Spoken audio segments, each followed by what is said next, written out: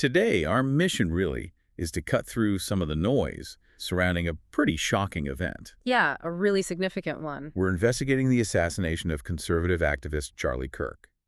But more than just the event, we're looking at the specifics, Yeah. the details that fuel distrust versus the actual evidence. Exactly. It became this huge flashpoint, instantly polarizing. And a lot of that swirl, that skepticism, was amplified by figures like Joe Rogan challenging the official story almost immediately. Right. So we want to analyze that dynamic.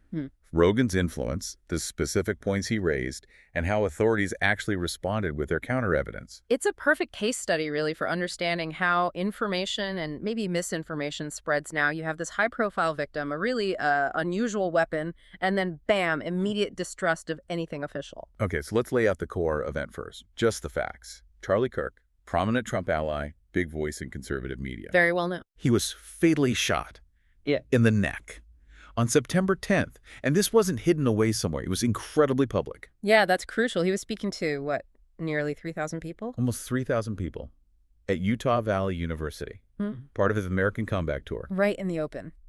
And the detail that immediately caught everyone's attention and started the online chatter was the weapon. Yes. The Mauser Model 98 rifle.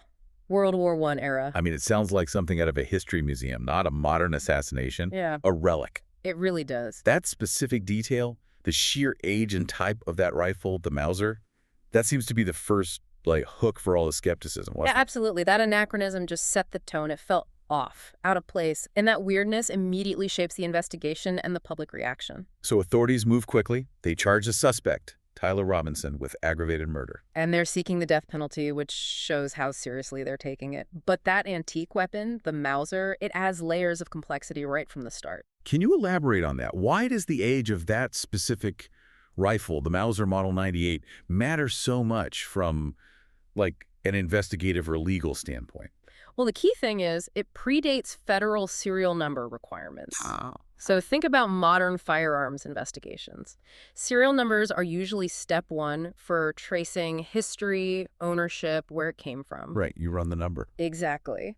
But with a WWI-era gun like this, that standard path is just blocked. It's essentially untraceable through those normal contemporary methods. So right away, there's a gap, a piece of information you'd expect to be there isn't. Precisely, and that gap is fertile ground for doubt, for speculation. It's the kind of detail that the public and someone like Joe Rogan can really latch onto. And that's exactly what happened. Rogan gets on his show, huge platform, and he doesn't really hold back. He described parts of the investigation as, horse's tea. Yeah, pretty blunt language. And just generally questioned why things felt so unclear, so weird. He basically tapped into and massively amplified the suspicion that was already bubbling up online.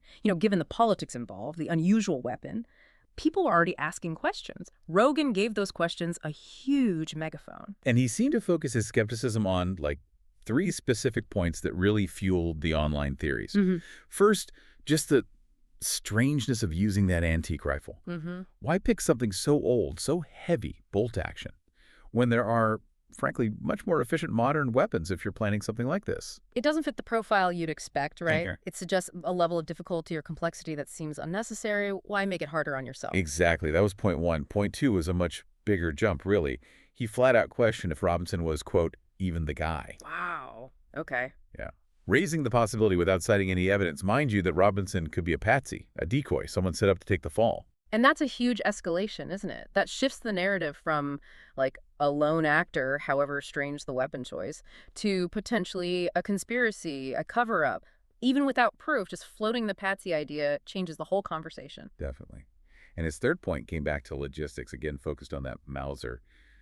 How do you even get a rifle that big? It was a long gun, right? Oh, yeah. A full-length infantry rifle from that era. Not exactly concealable. So how do you disassemble it, smuggle it onto a busy university campus, get it to a firing position, all without anyone noticing? He questioned the feasibility of it all. Okay, so those are the three big points Rogan hammered. The weird choice of gun, the actual identity of the shooter, was it really Robinson? And the basic logistics of pulling it off with that specific weapon. Right, and that put the pressure squarely on the prosecution, didn't it? They couldn't just ignore this stuff, especially with Rogan's audience. They had to provide solid answers. Absolutely. They needed to plug those holes, not just with assertions, but with actual concrete evidence for each point. Okay, let's pivot then. Let's talk about the evidence. How did investigators counter that really explosive idea that Robinson wasn't even the guy, that he might be a decoy? Where was the proof? Well, they really leaned on technology and forensics here for the "is he the guy" question. Surveillance footage was apparently crucial. Security cameras. Yes, investigators reported finding university security footage that showed Robinson lying prone on a rooftop on campus. Okay, prone, like aiming. Consistent with taking aim, yes, a position that gave a clear line of sight for the shot, and this was reportedly right before the shooting occurred. Wow. And did it show him leaving? Critically, yes. The footage apparently also showed him fleeing the area immediately after the shot. So that puts the suspect visually, physically, at the crime scene, in the right position, at the right time. That's pretty strong. It directly counters the idea he wasn't there. But what about linking him specifically to that antique rifle? Rogan questioned how it got there, why use that gun? Right, and that's where the forensics come in again. Even if the rifle is old, the science used to analyze it isn't. DNA. Exactly, DNA. They found DNA matching Tyler Robinson directly on the rifle's trigger. On the trigger. Okay. That's specific. Very specific. It physically links that suspect to that weapon at the point of firing. Doesn't matter if the gun's 100 years old, the DNA profile is modern and it points to Robinson. So that hits the Patsy theory hard, too. He physically handled the weapon. Correct. It confirms his direct involvement with the specific instrument used in the crime. But we still have that kind of nagging question. Why the Mauser? It's so unusual. How did investigators explain that? Because the strangeness of the weapon itself was a big part of the suspicion. Yeah, and they couldn't just leave that hanging. Forensics and surveillance are one thing, but the why needed a different kind of answer. And they found it apparently in his digital communications. His texts, emails. Digital messages, yeah. Court filings mention these messages where Robinson himself referred to the rifle. And the detail here is fascinating. He apparently called it, quote, Grandpa's gun. Grandpa's gun? Seriously? Seriously. He reportedly inherited it. Okay, wait. That completely changes the narrative, doesn't it? It really does. Suddenly, it's maybe not some calculated choice for an untraceable weapon in a complex plot. It's potentially just the gun he had access to, an inherited family item. Precisely. It provides a mundane, almost simple explanation for the unusual weapon choice. It answers the "why this gun" question, and it also subtly undermines the idea of some sophisticated conspiracy. Makes it seem less like a mastermind plotter and more opportunistic, maybe. Yeah. Using what was available. It certainly paints a picture of using a known, accessible item rather than seeking out something specific for nefarious reasons. It makes the crime feel simpler in a way, even if the outcome is just as tragic. It strips away some of that complex mystery Rogan's audience might have been imagining. Okay, so let's recap the evidence counters. Surveillance footage puts Robinson on the roof. At the scene, DNA puts his hand on the trigger. And digital messages suggest the antique rifle wasn't some conspiratorial choice, but simply Grandpa's gun. Right. Those three pieces of evidence directly address the three main points of skepticism Rogan amplified. But Rogan also specifically floated the idea of a decoy. Maybe someone confessing falsely to confuse things. Did anything like that actually happen? Because a false confession would absolutely pour fuel on the conspiracy fire. It did happen, actually, and authorities had to address it head on because, as you said, it feeds right into that narrative. They confirmed that a 71-year-old man, George Zinn, did briefly confess to the crime. Whoa. Okay, so on the surface, that sounds like it confirms Rogan's suspicion, right? It could look that way initially, but the authorities clarified the situation pretty quickly. Ow. They charged Zinn, but not with the murder. He was charged with obstruction of justice and also with some unrelated child pornography offenses found during their investigation of him. Okay, so by charging him with obstruction, they're basically saying his confession was false, that he was interfering. Exactly. It accomplished two things. It showed the public, yes, we know about this confession, we investigated it, but also, this man is not our prime suspect for the murder. He was muddying the waters.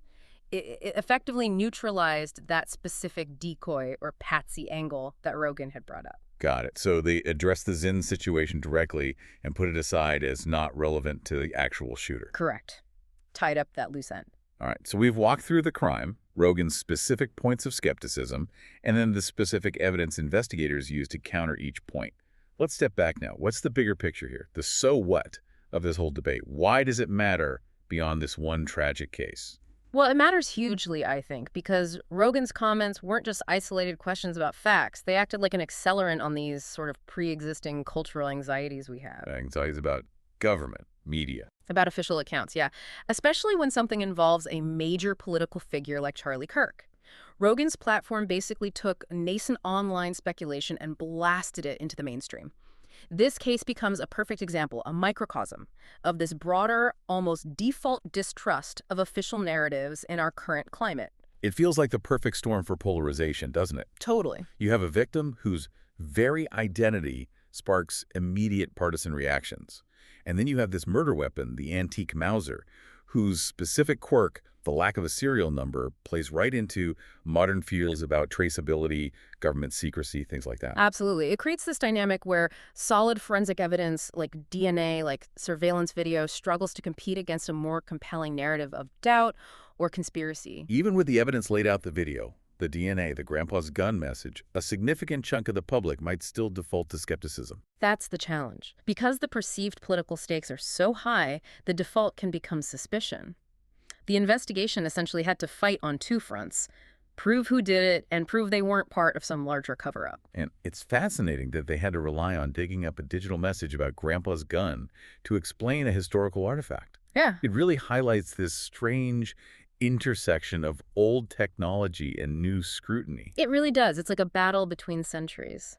The investigators used cutting-edge 21st century tools, DNA sequencing, digital forensics, modern surveillance to counter a narrative sparked by a weapon built over a century ago, a weapon that inherently resists some modern tracing methods. So the complexity wasn't necessarily in the crime itself, but in the public reaction to the specific, unusual elements involved. I think that's a great way to put it. The tool itself, the Mauser, became the source of the complexity because of how it landed in today's information environment. Okay. So, recapping the core tension. You have Rogan's influential skepticism focusing on the antique weapon, the possibility of a patsy. And then you have the state's methodical counter, DNA on the trigger, surveillance placing Robinson at the scene, and digital messages explaining the gun's simple inherited origin. From the prosecution's viewpoint, the evidence effectively addresses and closes each of those specific points of speculation that gains so much traction online. But as you said, the impact of that speculation lingers, doesn't it, once the doubt is out there? It's hard to put back in the bottle. And that leads us to a final thought, something for you, the listener, to maybe chew on. Okay, well, what's the takeaway thought? Well, think about this specific rifle, the Mauser Model 98. Its defining characteristic in this context is that it predates federal serial number requirements. It lacks that conventional forensic identifier. Right. The untraceability aspect. Exactly. Now, combine that inherent uncertainty of the historical object with the immediate, intense online skepticism it generated in our highly polarized environment today. The question becomes, how does the absence of those standard modern forensic markers intersect with public trust? Does it automatically make an investigation harder to trust, even if other evidence, like DNA, is strong? That's the question. Does a piece of historical technology, simply by being old and lacking modern identifiers, inherently undermine trust in official investigations today, especially when political tensions are already high? It suggests that sometimes the history of the weapon itself can become the main driver of modern distrust, regardless of other evidence. Something to definitely think about, how the past complicates the present, even in forensics. Thanks for walking us through that. Absolutely fascinating case.